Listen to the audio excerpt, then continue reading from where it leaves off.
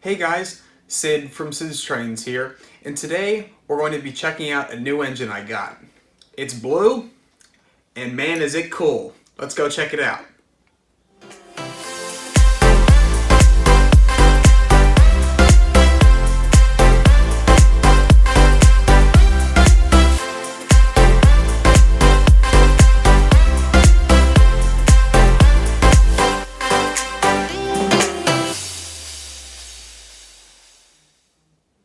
So today we are going to be taking a look at this brand new engine I got.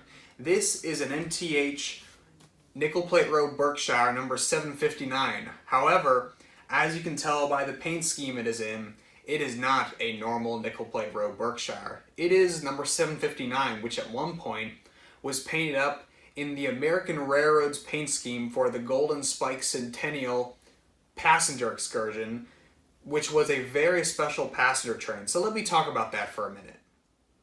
So in May of 1969, the High Iron Company's 14-car Golden Spike Centennial Limited took passengers on a 2-week adventure from the heart of Manhattan to the rolling hills of Utah in celebration of the 100th anniversary of the driving of the Golden Spike at Promontory Summit. This train was celebrating that, and it was pulled by many engines, including this nickel plate row Berkshire, being number 759. It was painted up in this nice blue paint scheme with yellow pinstriping, which just looked awesome on this engine. I love the way it looks, and MTH did a really good job of depicting this train. The train was also not only pulled by the nickel plate row Berkshire number 759, it was pulled by some other engines, including some E-units, a DD40X, a box cab electric, a GG1 painted in the same paint scheme, and then none other than the Union Pacific's 8444 Northern, which is now known as 844. Just in the 80s, it was numbered differently because of another engine on their roster. I actually have a model of 8444, which is really cool, so I can now kind of recreate this passenger excursion in model form, which is really cool. I am going to be talking more about this passenger train and this engine in a future video alongside my great friend Johnny from Autonomous Trains, as he has the Lionel equivalent of this model, which will be really cool to compare and contrast them and just talk about the history of the real train. So with that little history blurb out of the way, let's go take a look at this model and see what it has to offer. So taking a closer look at this model, MTH did a really good job at depicting the model of the 759 because they have a really good Berkshire tooling. It's a little different from Lionel's, and it's not perfect. Both Lionel's and MTH's tooling have their pros and cons, but I really like this model for what it is. And I am going to be doing some updates and tweaking to this model to make it just look a little bit better. Mechanically and sound-wise, it's awesome, but there are some cosmetic things that I think will make it look a bit better. But the way it is, it really looks nice. There's all this nice yellow pinstriping. There's these little spike logos on the front here. Grade 759 number boards, more number boards up top. I love the Mars light on these Berkshires. It's just awesome. It adds this extra effect to the front of the engine. And when it's in operation, I love the flashing effect. It's just awesome. Moving back to the cab and the tender, you can really see this nice blue color that they used. I love this kind of sky blue color with the yellow or gold pinstriping and lettering. It's just awesome. And on the tender, you can see the nice American Railroads name here. The lettering is a little large for what it was on the prototype in real life, but I actually kind of like the larger look of this print. I remember when I bought this engine, I thought that the larger print might mess with the way it looks, but I actually like the larger print. I also like how they have this separation of the blue color here. It's not just this weird like shape like that. It's separated by this gap here, and then there's another rectangle up here. I just love that. And overall, this is an awesome paint scheme for this tender. It really sets it off from other normal Berkshires like the Paramarquette, the Nickel Plate Road, and the Chesapeake in Ohio. So while this model looks very nice, it's missing some things that I think will make it look better if it did have them. The first thing is, it is missing the white walls on the wheels. Here's a picture of the real 759 in the American Railroads paint scheme, and as you can see, it has white walls on the rims of the wheels. This model instead has black walls, or just blackened rims, which is kind of aggressive looking, but I think this engine should look more classy, like the real thing. So I'm going to be actually adding white walls to this. You might be wondering, Sid, how are you going to do that? Are you going to mess up and get paint everywhere? No, I am not. I have put pinstripes or white wall rims on engines before. Some examples of that are my American Freedom GS4, which I actually did just a couple weeks ago, and then my buddy RJ's Tennessean, which I put white walls on. It's a very simple technique that I use, and I will be showing you how I do that here in a second. Another thing that I feel is kind of throwing off the look is there's all this black running gear, black paint, all of this, but then you see the tips of the axles are this bright silver color. It's on all of them, and that kind of takes away from the overall look, the dark look under here. Sure, the white walls will give some vibrant colors, but that really catches your eye and kind of is an eyesore. Catches you off guard and doesn't really look right. All my other Line L models and some of my MTH models have blackened tips for their axles, which I'm going to take some blackening agent and blacken those. It's nothing complicated, it's just a oil-based product that will blacken metal, and it will look really nice, and I will be doing that in this video. So before we go and do some of the cosmetic changes to this engine, I just wanted to show you the front of this engine. I love the way it looks up here. I love these spike logos, this number board, just in this Mars light. The Mars light really is cool. I do not have any engines with Mars lights. You might say, Sid, you have 8444 and has a Mars light. Sure, it kind of looks the same, but it's not a Mars light. It's a gyro light or an emergency light. And it shouldn't always be on, but on this model, it's a Mars light, so it's always flashing, which is just really cool. And this one's a lot more aggressive looking than the one that is on my FEF Northern number 8444. So now I have the engine on its side on this towel, and you might be wondering, what are you going to be doing with the engine on its side? I do all of my cosmetic work on engines away from my workbench in the other room, because that workbench has dust on it because it just has a lot of dirty parts on it, it has oils on it, and there's a lot of things that could get in the way of me making an engine look perfect. Another thing is I need power to be going to this engine so that the wheels can spin.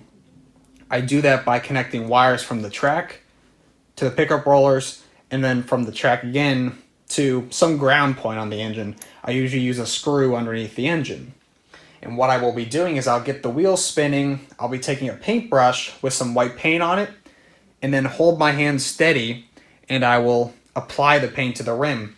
And I will do it in coats of paint. You want to do light coats, because if you just blob it on there, or you just try and paint it by hand like doing this instead of letting the wheels spin, you're going to see streak marks, it's not going to be very consistent, it'll look kind of blotchy.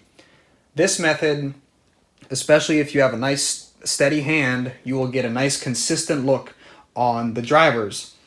Right now, I'm showing you a picture of my American Freedom GS4. I did the same thing to it. I laid it on its side, used a paintbrush, and I applied the white walls, and it looks really nice. No imperfections, nothing. You just keep your hand steady, and there will be no issues at all.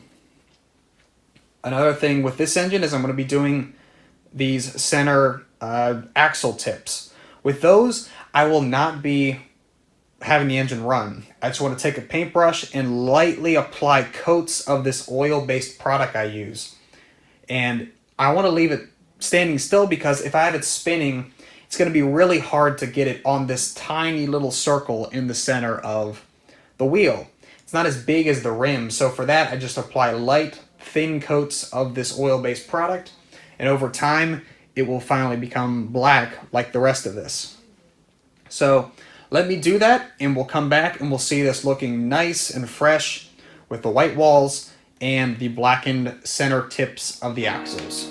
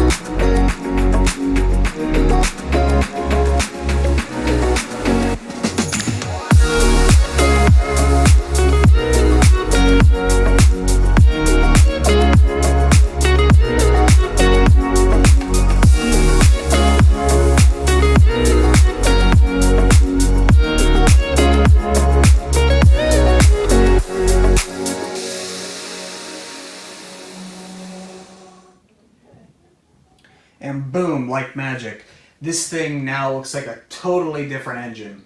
I put the white walls on both sides, and I blackened the center tips of the axles on both sides. This thing looks amazing now. It looks like the real thing. The only other thing that I can think of that kind of takes away from it looking like the real engine itself is the real engine would have a graphite boiler front. But I kind of like the way this looks. Graphite is usually a very dark color on these engines, and when it gets the soot all over it, it basically turns the color black. So this actually looks pretty prototypical now. I love the way it looks now. Those white walls just make it look so classy, and blackening the tips of those axles just gets rid of that eyesore. It makes you focus on the overall beauty of this engine instead of the really oddly silver tips of those axles. I don't know why MTH didn't blacken the centers of them, because they blackened the rims, but they didn't blacken the tips of those axles. Kind of a weird thing, but very simple fix, and now this thing just looks beautiful. So with the little overview on the engine complete and all the modifications I've wanted to make to this engine done, let's start it up, listen to the sounds, and run it around for a little. I don't have any of the American Railroad's passenger cars that MTH made, so instead I'm just running an assortment of various passenger cars that I have, and then in between the engine and the passenger cars, I have a N&W aux water tender, and I also have a Union Pacific R50B, just as kind of a placeholder for some baggage style cars. And the American Railroad's consist with the 759 actually had a water tender that looked very similar, but of course was in the American Railroad's paint scheme, so it kind of makes sense. But I don't have those cars or that water tender, so I'm just using these as placeholders for now. So let's start her up and listen to the sounds.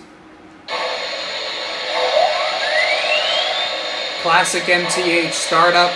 This is an amazing engine. It's a 5-volt, PS2 5-volt, really nice engine, lots of great quality, and the sounds are amazing. Listen to this whistle.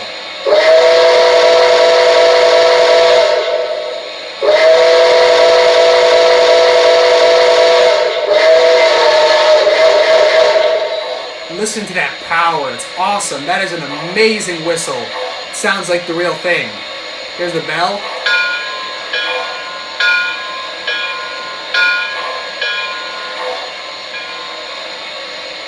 And then here is the forward whistle. And here's the reverse whistle. And then also here's a different whistle. If you hold the MTH whistles longer than just a couple seconds, it'll do different quilling tones. You heard that one before. Here's the other one.